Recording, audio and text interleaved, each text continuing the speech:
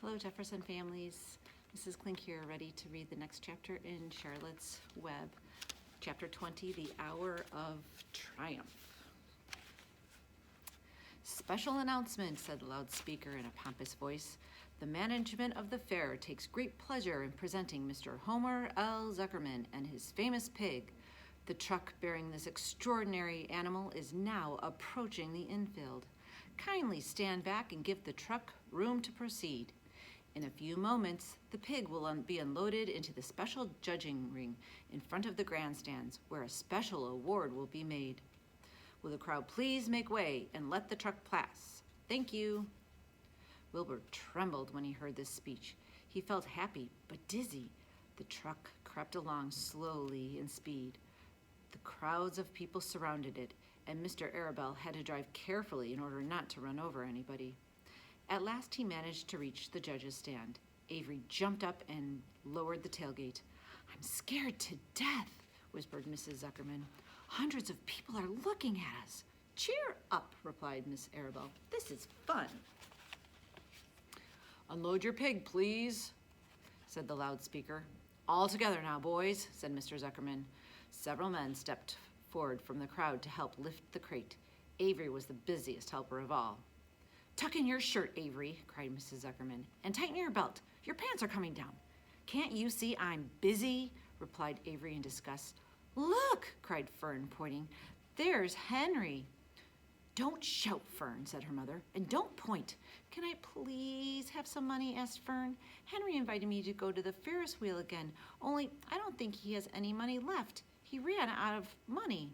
Mrs. Arabelle opened her handbag. Here, she said, here's 40 cents. Now don't get lost. Be back at a regular meeting place by the pig pen very soon. Fern raced off, ducking and dodging through the crowd in search of Henry. The Zuckerman pig is now being taken from its crate, boomed the voice on the loudspeaker. Stand by for an announcement. Templeton crouched under the straw at the bottom of the crate. What a lot of nonsense, he muttered the rat. What a lot of fuss about nothing.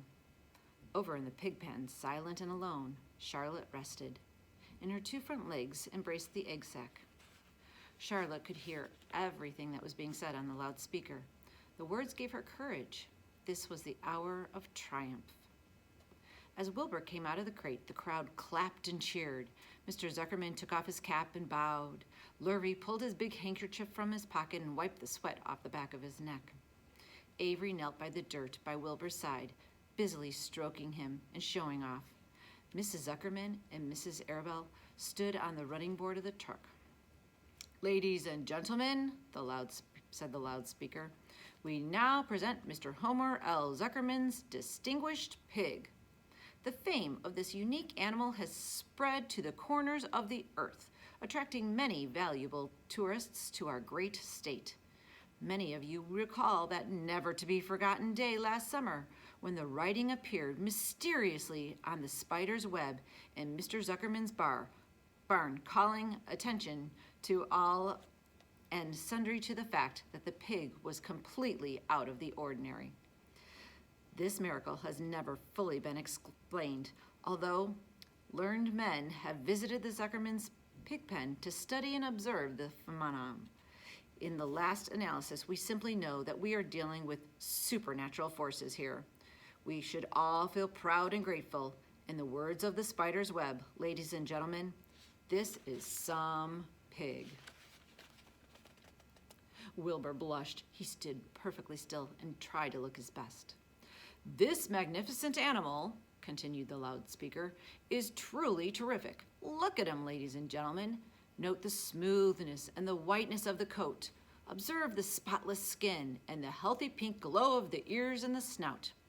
It's the buttermilk, whispered Mrs. Arabelle to Mrs. Zuckerman.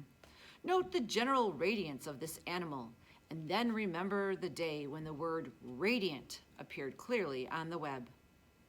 Whence came this mystery writing? Not from the spider. We can be rest assured of that. Spiders are very clever at weaving their webs, but needless to say, spiders can't write.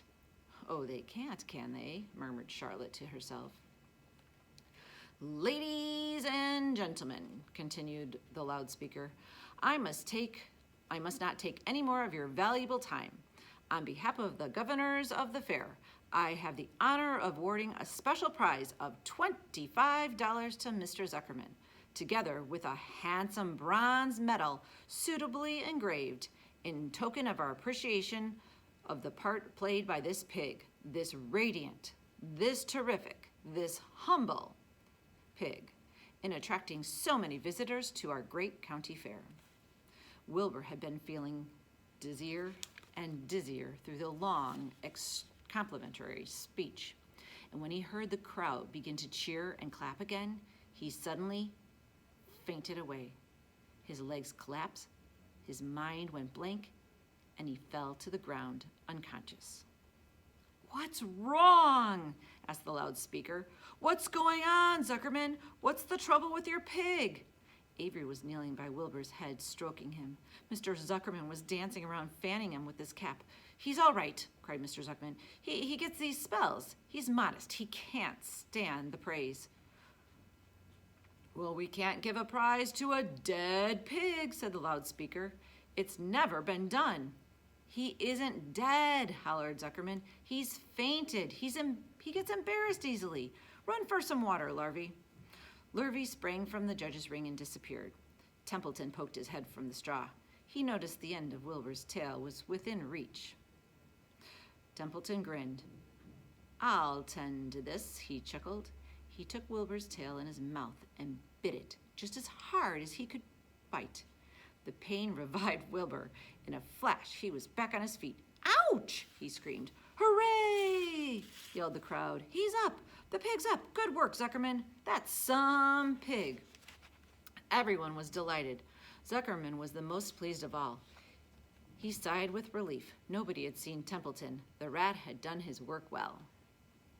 And now, one of the judges climbed into the ring with the prizes. He handed Mr. Zuckerman 2 $10 bills and a $5 bill. And then he tied a medal around Wilbur's neck, and he shook hands with Mr. Zuckerman while Wilbur blushed.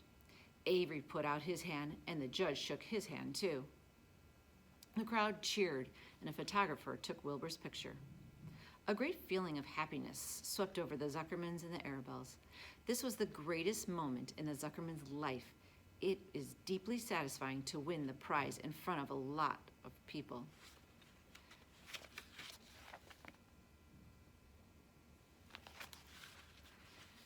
As Wilbur was being shoved back into the crate, Lurvy came charging through the crowd carrying a pail of water. His eyes had a wild look. Without hesitating a second, he dashed the water at Wilbur. In his excitement, he missed his aim, and the water splashed all over Mr. Zuckerman and Avery. They got soaking wet.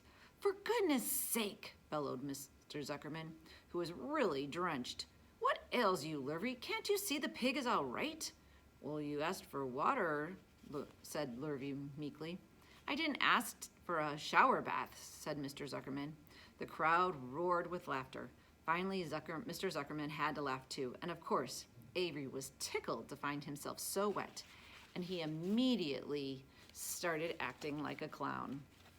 He pretended he was taking a shower. He made faces and danced around and rubbed imaginary soap under his armpits, and then he dried himself with an imaginary towel.